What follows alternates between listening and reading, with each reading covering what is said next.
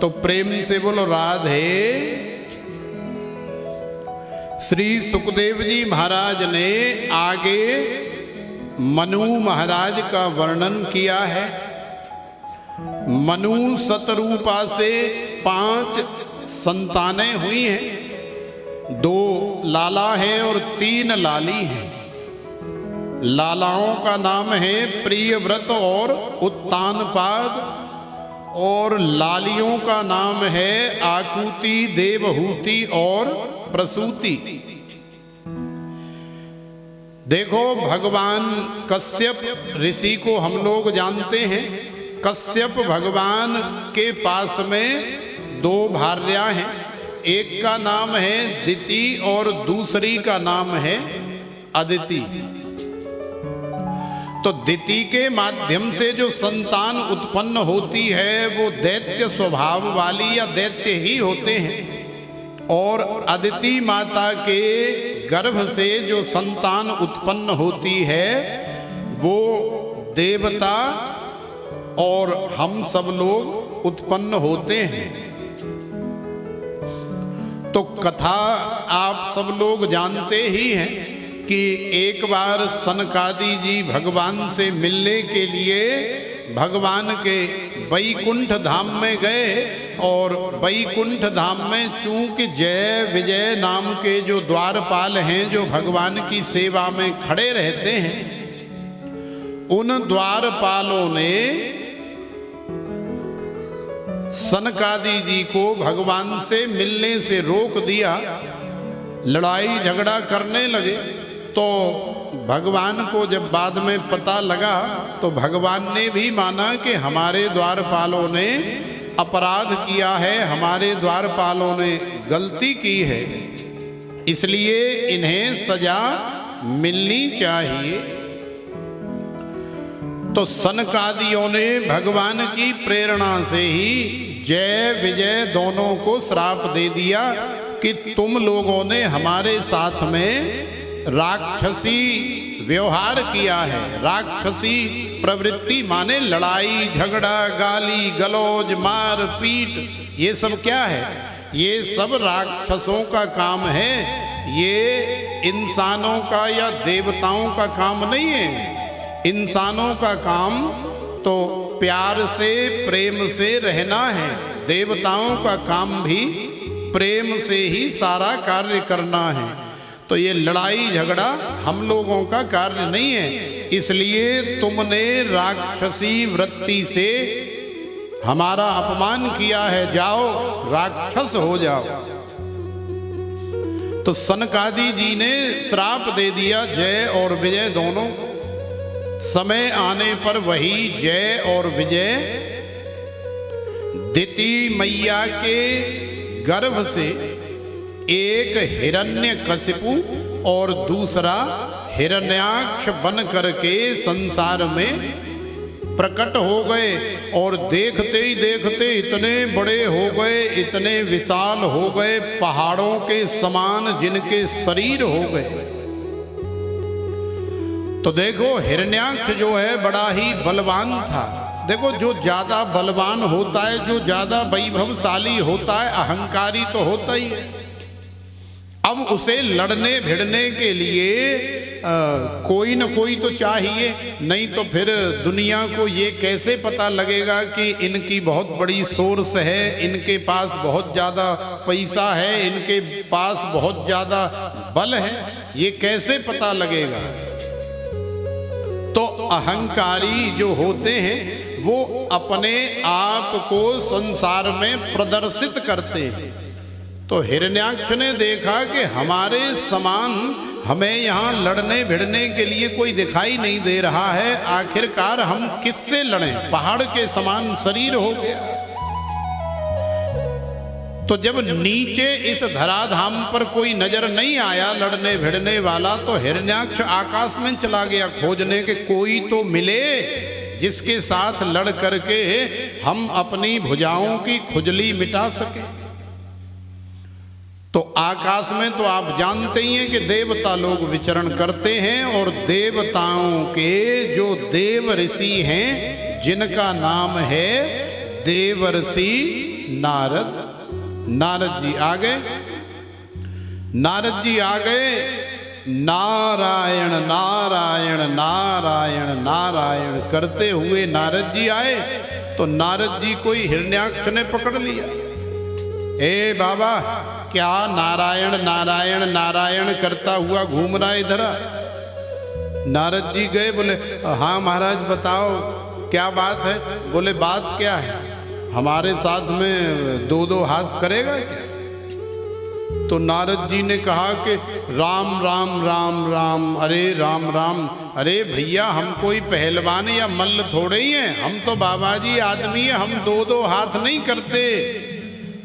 तो हिरण्याक्ष ने कहा कि यदि तुम दो दो हाथ नहीं करते तो मैं क्या करूं, मेरी तो भुजाओं में बड़ी खुजली हो रही है और मैं लड़ने भिड़ने के लिए कोई ढूंढ रहा।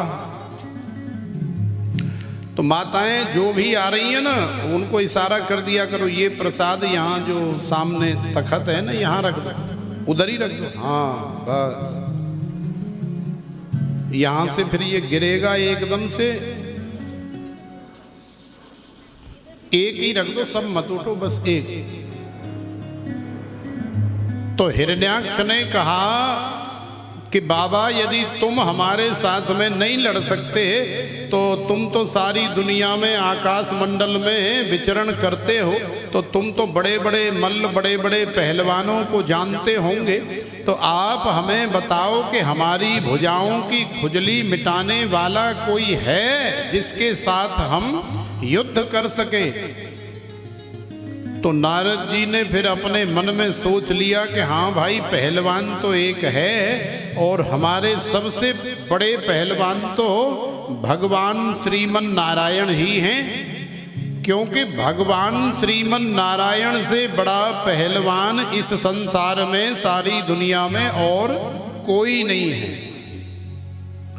लेकिन भगवान श्रीमन नारायण इससे लड़ेंगे कैसे? तो देखो नारद जी ने दिमाग लगाया और नारद जी ने कहा कि तू एक काम कर, पहलवान तो है लेकिन पहलवान ऐसे लड़ेगा नहीं, तू पहलवान की पत्नी को उठा कर के ले जा, फिर वो अपने आप तुझे ढूंढता हुआ चला आएगा और अपने आप तेरे साथ लड़ेगा, और दो दो क्या, तू खूब चार चार हाथ कर लेना।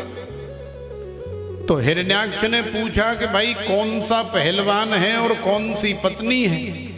तो नारद जी ने इशारा कर दिया कि ये जो धरती है ना, ये एक पहलवान की पत्नी है, तू इसे ले जा। तो देखो हिरण्याक्ष ने, चूंकि धरती गोल तो है ही, अब हमारे लिए तो ये बहुत बड़ी है, लेकिन हिरण्याक्ष तो इतना विशाल था कि उसके लिए तो ऐसे समझ लो जैसे हमारे लिए या किसी बच्चे के लिए एक गोल गेंद। तो गेंद समझ करके पृथ्वी को उठाया और उठा करके रसातल में चला गया। रसातल में ले गया, भगवान श्रीमन नारायण को पता लगा, भगवान ने देखा, ब्रह्मा जी से बात करी, तो ब्रह्मा जी से मनु महाराज ने शिकायत करी, बोले महाराज हम संसार की वृद्धि कैसे करें, संसार को कैसे बढ़ाएं, संसार में तो पृथ्वी ही नहीं है, जब पृथ्वी नहीं है तो घर मकान कैसे बनेंगे, ये पशु पक्षी जीव जंतु ये सब कहाँ रहेंगे?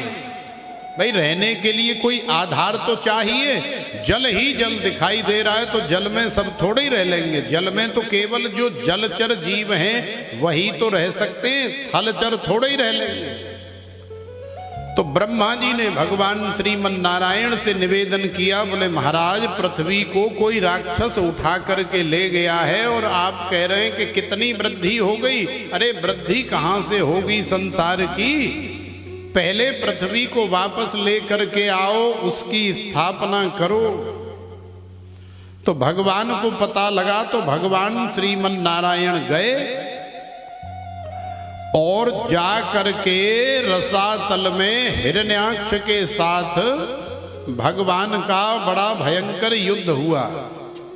तो देखो हिरण्याक्ष भी बड़ा चतुर है, हिरण्याक्ष ने सोचा कि ये श्रीमन नारायण भगवान श्री हरि विष्णु ये बहुत बड़ा छलिया है।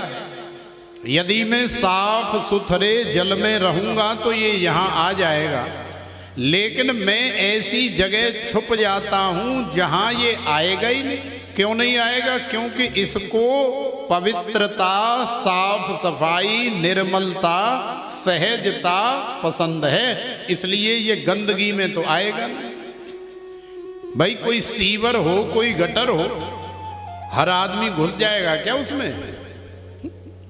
कोई बढ़िया तिलक छापे लगा करके और बढ़िया कंठी माला पहन करके और बढ़िया आचार्य बन करके कोई जा रहा हो पूजा पाठ कराने, और कहीं कोई सीवर ओवरफ्लो हो रहा हो और उससे कहे बोले महाराज कूदो जाओ, निकारो जाके गट्टा फट्टा जहां भी लग गए सफाई करो, तो करेगा क्या?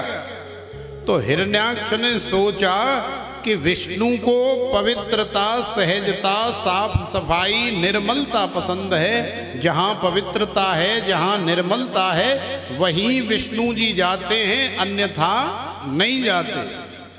तो हिरण्याक्ष एक ऐसे लोक में चला गया कि ये दुनिया की जो गंदगी है, जो मल मूत्र इत्यादि है, देखो हर चीज के लिए भगवान ने व्यवस्था की है। ये जो हम लोगों की, पशुओं की, पक्षियों की ये जो मलमूत्र है, ये जो गंदगी है, ये सब कहाँ जा रहा है? ये सब उसी लोक में जा रहा है, अंदर ही अंदर। जैसे क्षीर सागर है, तो क्षीर सागर का मतलब क्या है? ये जो दूध संसार में, चाहे वो गाय का हो, चाहे भैंस का हो, चाहे बकरी का हो, चाहे किसी का भी हो, दूध कहाँ से आया? तो दूध का भी एक सागर है, जो भले ही हमें नहीं दिखाई देता लेकिन है, ये वहीं से आ रहा है। तो ऐसे ही संसार में जो कुछ भी है, सबके डिपार्टमेंट अलग अलग हैं। तो संसार का सारा मलमूत्र जिस लोक में चला जाता है, हिरण्याक्ष पृथ्वी को लेकर के उसी गंदगी में घुस गया, उसी मलमूत्र में घुस गया कि यहाँ विष्णु नहीं आएगा।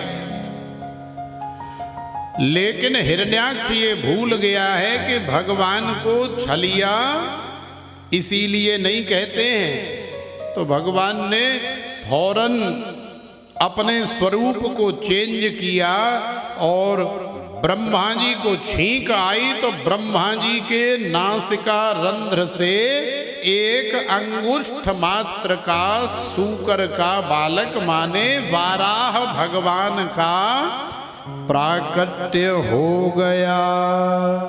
बोलिए श्री वाराह भगवान की जय। तो देखो वाराह भगवान प्रकट हो गए। अब वहां जाना है तो उसके लिए विशेष रूप धारण किया भगवान ने और चले गए। भाई वाराह को कहीं भी घुसा दो, किसी भी सीवर में घुसा दो, किसी भी नाली में घुसा दो, कहीं भी, उनका तो काम ही वही है।